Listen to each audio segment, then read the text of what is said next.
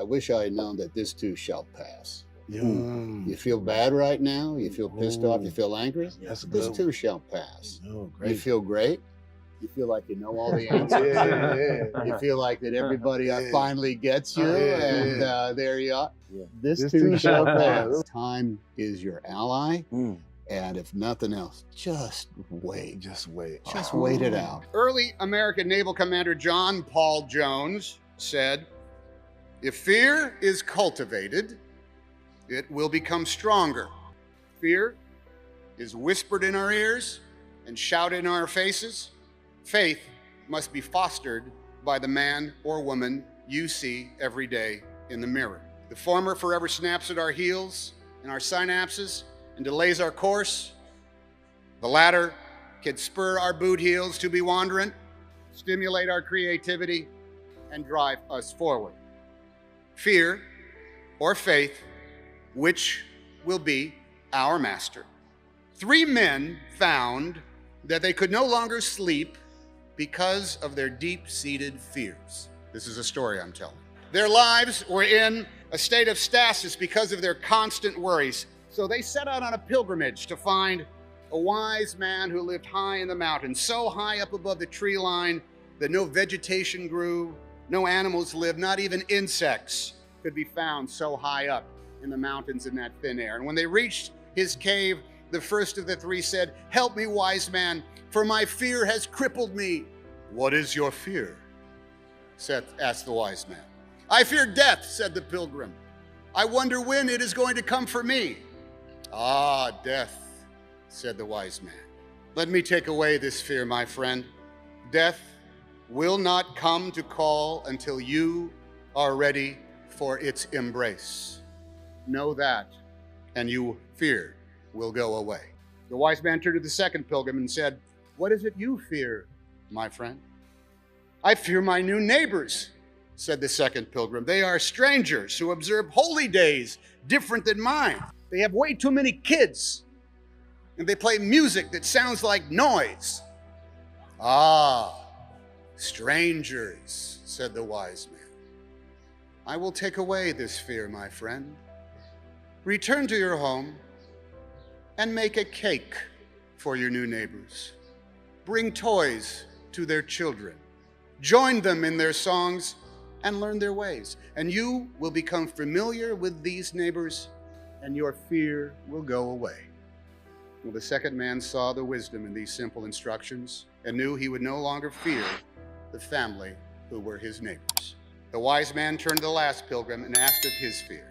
"O wise man, I fear spiders.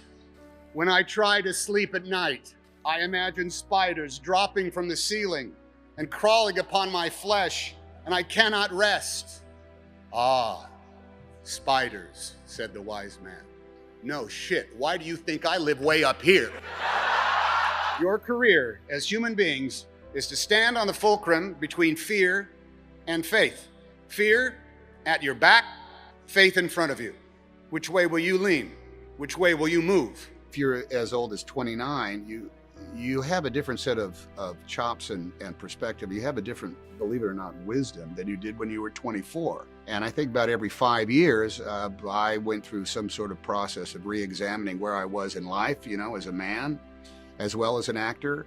So it's a never-ending process, I think, of examining where you are in life as a human being, and then transposing that so it's going to be reflected in your work somehow.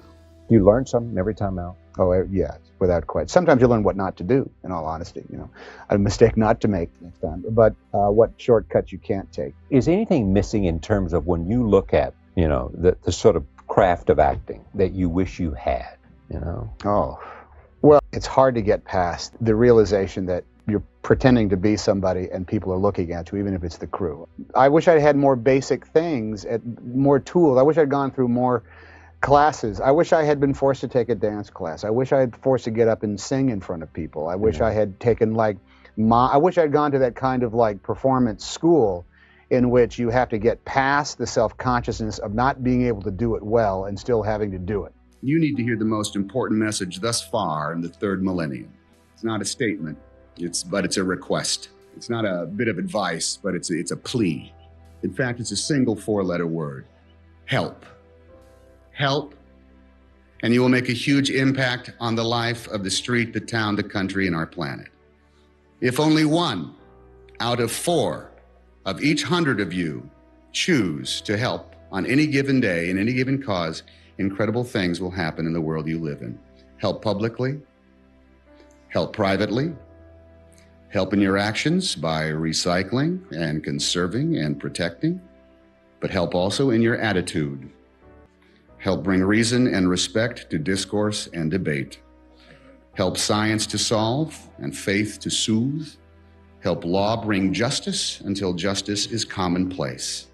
Help, and you will abolish apathy, the void which is so quickly filled by ignorance and evil.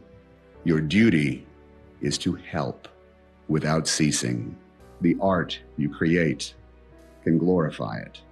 The law you practice can pass on its benefits. The faith you embrace will make it the earthly manifestation of your God. So do it. Make peace where it is precious. Help plant trees. Help embrace diversity and celebrate differences. In other words, help solve every problem we face. Help, and we will save the world.